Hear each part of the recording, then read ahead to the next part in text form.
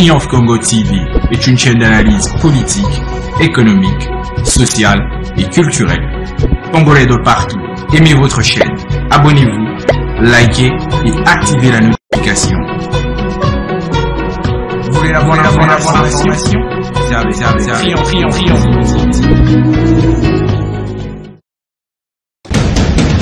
La République démocratique du Congo, c'est le plus grand pays d'Afrique centrale. Un territoire équivalent à plus de 4 fois celui de la France métropolitaine. Aimables téléspectateurs des Triomphe Congo Télévision, bonjour. Nous remercions beaucoup votre abonnement, nous remercions beaucoup parce que vous êtes tous les jours en train de nous suivre partout au monde, que ce soit ici chez nous en République démocratique du Congo, en Afrique, en Europe, aux États-Unis, Canada, partout vraiment. Vous êtes des milliers de téléspectateurs qui aiment cette chaîne. Aujourd'hui, votre rédaction vous amène encore un autre sujet. C'est un sujet que nous allons partager avec mon invité que vous allez découvrir d'un moment à l'autre. Mais avant de vous donner même le sujet, j'aimerais d'abord vous dire de vous abonner d'abord massivement sur votre chaîne. Likez nos vidéos, nos publications, partagez à plus grande échelle. Nous sommes sur YouTube, nous sommes sur Instagram, sur Twitter, nous sommes sur WhatsApp, dans plusieurs groupes d'ailleurs.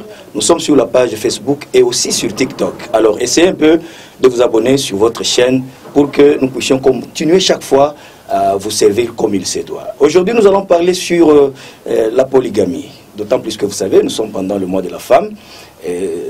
On a voulu aborder ce sujet, question de partager un peu les idées, de faire des petites analyses quant à ce, pour permettre à tous les couples, à toutes les femmes qui nous suivent à travers le monde entier, puissent quand même donner leurs commentaires et des suggestions. Alors, je vais recevoir pour vous, mon invité, c'est une dame, comme je l'ai annoncé, nous sommes pendant le mois de la femme, elle est journaliste de Triomphe Congo Télévision, il s'agit bien de Joël Kaja. Madame Joël, bonjour. Bonjour, monsieur Etienne. Vous allez bien? Oui, ça va très bien. La santé? Oui, ça va bien. Ah, ok. Est-ce que... Qu'est-ce que vous comprenez par la polygamie? Par définition, d'autant plus que vous êtes aussi une dame. Selon vous, la polygamie, c'est quoi? Ok, merci pour la parole. La polygamie, c'est un homme qui épouse plusieurs femmes. Donc, quand un homme se marie à plus d'une femme, là, on parle de la polygamie. Et maintenant, dites-moi un peu, qu'est-ce qui peut faire en sorte que un mari qui avait une seule femme puisse arriver encore à ajouter une autre? Quelles sont les raisons qui peuvent motiver le mari à avoir 2 ou 3 femmes, par exemple? Oui, les raisons sont multiples. Oui. Pour moi, d'abord, si l'homme décide d'épouser 2 ou 4 femmes, ça dépend de ses propres raisons. La manière dont il vit, la manière dont il est en train de vivre dans son foyer avec sa femme. La première dame, là. Si sa femme se comporte bien comme le mari le veut, ça ne peut pas le pousser à sortir dehors et chercher une autre femme. Et si la femme complique l'homme, c'est ce qui pousse vraiment d'abord à l'homme de chercher une autre femme. Les complications peuvent être lesquelles? Par exemple, dans le ménage, la femme n'arrive pas à laver les habits de son mari, elle n'arrive pas à bien préparer ses repas, elle n'arrive pas. Je crois que c'est parmi les raisons qui peuvent pousser à ce que l'homme puisse chercher une autre femme. Oui, à part ça, bon, la raison qui cause beaucoup plus à l'homme de quitter sa femme, peut-être si la femme déconne, peut-être. Si la femme est en train de sortir avec d'autres femmes, d'autres maris, oui. Ça ne peut pas engager l'homme de rester avec cette femme. C'est ce qui est la cause majeure. Et maintenant, dites-moi un peu, est-ce que dans notre constitution, par exemple, dans notre loi ici en République démocratique du Congo, la polygamie, elle est interdite ou bien elle est autorisée à votre connaissance? Moi, je pense qu'elle n'est pas autorisée. Elle n'est pas autorisée? Vous avez un article ou bien une disposition qui dit ça? Pourquoi? Parce que, en général, oui. On ne peut pas imposer aux gens. On ne peut pas imposer aux gens de faire la chose d'abord qui est déjà expliquée, je peux dire, dans la Bible. Ah, là, vous rentrez maintenant dans la Bible? Oui, dans la Bible. Que dit la Bible au sujet de la polygamie? La Bible, bon, la Bible, pas au sujet de la polygamie. Oui. La Bible nous permet de faire tout. Oui. Ça veut dire, tout est autorisé. Tout est autorisé. Oui. Quand il y a déjà ce passage-là, et moi je ne trouve pas que c'est important encore de signer encore la loi qui peut donner notre position aux hommes, parce qu'ils sont déjà sûrs que tout nous est déjà permis. Ça nous est permis comment? Compte tenu des raisons que les gens sont en train compte tenu des circonstances que les gens sont en train de passer dans leur vie. Ça veut dire que l'homme est dans la position de la parole là, de Dieu. Ça veut dire qu'il est autorisé que, voilà, il peut faire tout. Il peut prendre 4 femmes. Ce n'est pas un péché, par exemple. Ce n'est pas un péché. Ouais. Il peut prendre 5 femmes par ses propres raisons, là où il trouve qu'il y a l'utilité. C'est déjà, voilà, la côté que je peux dire.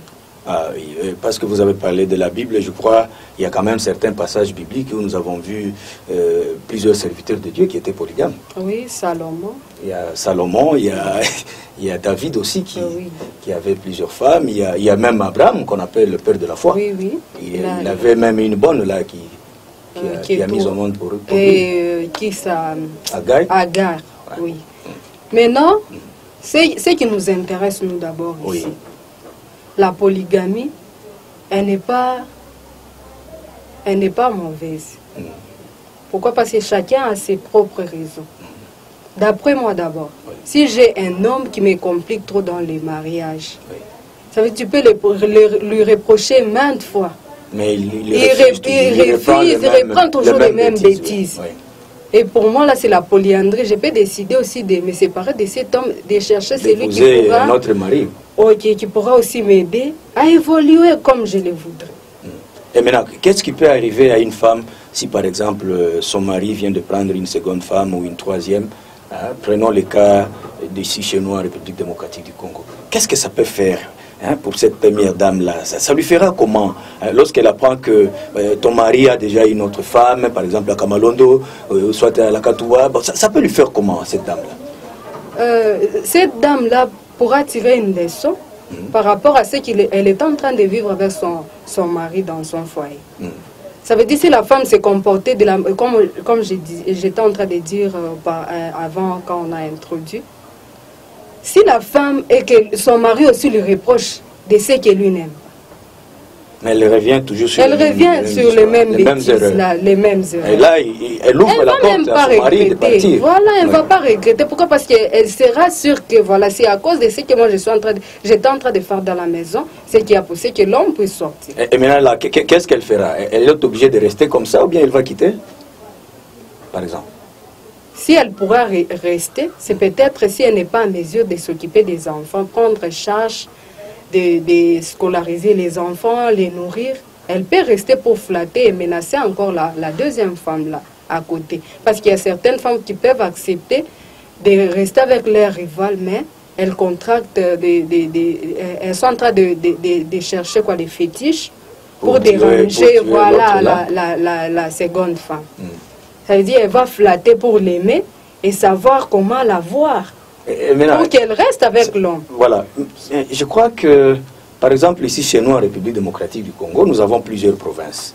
Il y a certaines parties du pays où les femmes trouvent ça normal. Par exemple, je peux prendre l'exemple de la province du Maniema, où les Arabes ont vécu pendant longtemps avec la religion musulmane, qui autorise à un homme d'avoir 3, 4, 5, 6, 7 femmes. Mais vous allez voir aussi, par exemple, dans le sud ici, le sud du Katanga, les femmes n'aiment pas avoir une seconde femme. Et une seconde femme pour son mari. Oui, dans ces cas-là... C'est un problème de culture, de coutume ou quoi, par exemple? Comme c'est connu toujours au Maniema, c'est Santé qui épouse même au plusieurs femmes, voilà, moins au Kasaï. Pourquoi? Parce que les Maniémais, ils sont connus comme ça. Et ils épousent même cette femme. Moi, je ne peux pas aussi les condamner. Parce qu'il y a certaines femmes qui acceptent de rester avec leur rival, à 7 ou à 8, mais elle est consciente que cet homme, je suis en train de l'utiliser pour qu'il s'occupe de mes enfants que je suis en train de prendre d'ailleurs. Ça veut dire que la femme peut tomber enceinte d'un autre homme et il ramène à la femme, à l'homme de sa maison pour flatter qu'elles sont à 7. Et l'homme supporte les enfants qui ne sont pas les siens. Et là, c'est peut-être officiel, par exemple. On connaît que tel monsieur a 2 ou 3 femmes, c'est officiel, c'est connu. Officiel. Mais il y a d'autres foyers où les gens pensent que la dame pense qu'elle est seule, mais le mari a d'autres femmes qui sont inconnues d'elle. Et il ne faut pas condamner ces maris. Au lieu de laisser les 6 femmes là pour manquer les enfants, autant les avoir et avoir même 2 enfants. Peut-être plus tard, il pourra apprendre que les 6 femmes-là étaient en train de lui flatter, mais ils n'ont pas mis au monde avec... Alors concrètement, si par exemple il arrivait que votre mari, papa, à la maison, qui vient vous informer officiellement que non madame, je vous informe officiellement que je viens de trouver une seconde femme, quelle sera votre réaction à ce sujet? Par exemple, vous. Oui, pour moi, d'abord, je vais... Il vient lui-même vous informer que voilà, j'ai trouvé une seconde femme, et nous irons peut-être avec la famille pour prédoter et tout ça. Comment vous allez recevoir cette nouvelle? Je vais chercher à savoir d'abord la cause qui lui a poussé de chercher une autre femme. Là, ça sera un tribunal. Si ça m'arrange... Ça sera un tribunal dans la maison? Oui, oui, c'est normal, parce que les tribunaux n'en manquent pas. Oui. Je vais lui poser la question. Qu'est-ce qui t'a poussé d'aller chercher une autre femme? S'il donne les raisons? S'il donne des raisons que moi, je trouve que ça ne m'arrange pas. Il peut continuer avec cette femme-là. Et toi, tu restes? Moi, non, je ne peux pas rester. Je vais chercher aussi un autre. Ah bon, ok. Et maintenant, concrètement, parce que nous sommes en train de finir notre entretien, nous sommes pendant le mois de la femme. Quel conseil vous pouvez donner à toutes ces dames du monde entier qui sont en train de nous regarder en ce qui concerne le mariage qui se trouve dans la polygamie? Vous pouvez leur prodiguer quel conseil? Oui, les femmes doivent être patientes et vigilantes. Ça veut dire que si tu aimes ton mari, tu dois le contrôler, tu dois prendre soin de lui, pourvu qu'il ne puisse pas... sortir encore? Oui, qu'il ne sort pas dehors. Et si tu laisses une brèche, celle-là d'ailleurs, elle va commencer à regarder ce que toi tu fais comme erreur pour profiter de ton mari. Donc, si je comprends bien, c'est la première dame qui peut ouvrir la porte à son mari d'aller ailleurs. C'est ça, soit l'homme lui-même. Soit l'homme lui-même. Voilà, par les contraintes sociales. Par ses amis, voilà, des conseils, l'ivresse aussi, des fois, pour certains hommes qui s'enivrent et qui s'oublient. Ils peuvent tomber dans des pièges comme ça. Bon, voilà, elles doivent être vigilantes et patientes et surtout prier aussi. Et puis, il y a d'autres femmes aussi qui ne sont pas attentives à leur mari.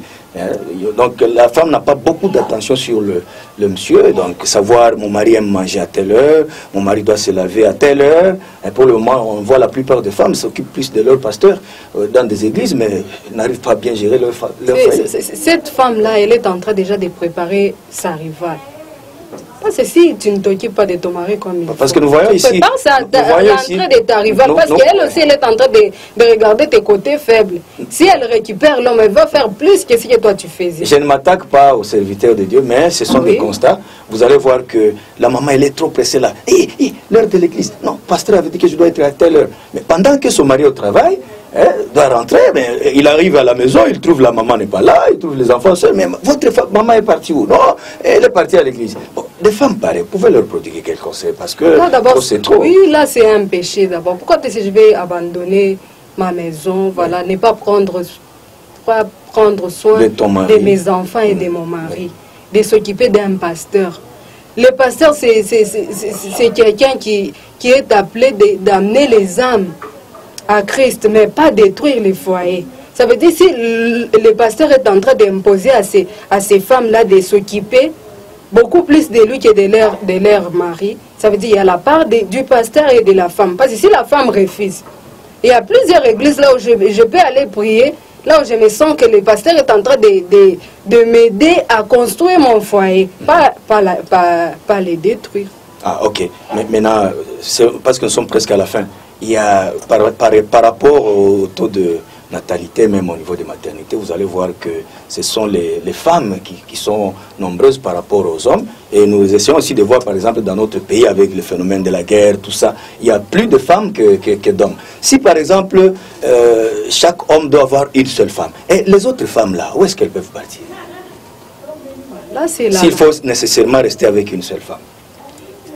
On n'est pas obligé de rester avec une seule femme. Oui. Ça veut dire que là, les raisons sont multiples. De l'autre côté, l'homme dit que voilà, si je reste avec une seule femme, peut-être que la femme là, elle ne met pas au monde dans ses foyers. Oui. L'homme peut risquer de ne pas mettre au monde. De ce côté-là, on n'a pas vraiment besoin voilà, de savoir que voilà, c'est obligé voilà, de rester avec une autre. Le mariage n'est pas synonyme d'avoir des enfants. On peut se marier, même si on n'a pas d'enfants, on reste. Mais ce n'est pas facile. Hein? Ouais, là, c'est pas facile. Ouais. Quoi, parce que les enfants, c'est une bénédiction qui nous vient de Dieu. Ceux qui se décident de ne pas mettre au monde, c'est dans leur façon voilà, de raisonner, je peux dire. La manière dont ils sont en train de vivre. Ça veut dire si la femme, l'homme dit à sa femme qu'on ne va pas mettre au monde et qu'ils sont tous sur même, dans le même, la même décision. Voilà, dans la même décision. Oui. Là, on ne peut pas les contredire. Oui. Maintenant, on peut tirer une conclusion quant à la polygamie. Qu'est-ce qu'on peut dire généralement à tous ces téléspectateurs? Nous sommes pendant le mois de la femme. Vous pouvez donner une conclusion quant à ce? Moi, j'ai dit que la polygamie, voilà, en conclusion, elle n'est pas mauvaise. Mais seulement il faut... Il y a des raisons multiples qui poussent aux personnes d'entrer voilà, dans cette vie. Voilà, la polygamie n'est pas mauvaise, mesdames et messieurs. Ça dépend, mais nous prodiguons des conseils à toutes les dames du monde entier, d'autant plus que nous sommes pendant le mois de la femme. Gérez bien vos foyers, respectez vos maris, les conditions qu'on se donne mutuellement, parce que généralement, dans un foyer, il y a toujours des conditions de part et d'autre. Voilà, merci beaucoup de nous avoir suivis et nous vous fixons rendez-vous très prochainement. Triomphe Congo TV est une chaîne d'analyse politique, économique, sociale et culturelle. Congolais de partout, aimez votre chaîne, abonnez-vous, likez et activez la notification. Vous voulez avoir l'information? Triomphe.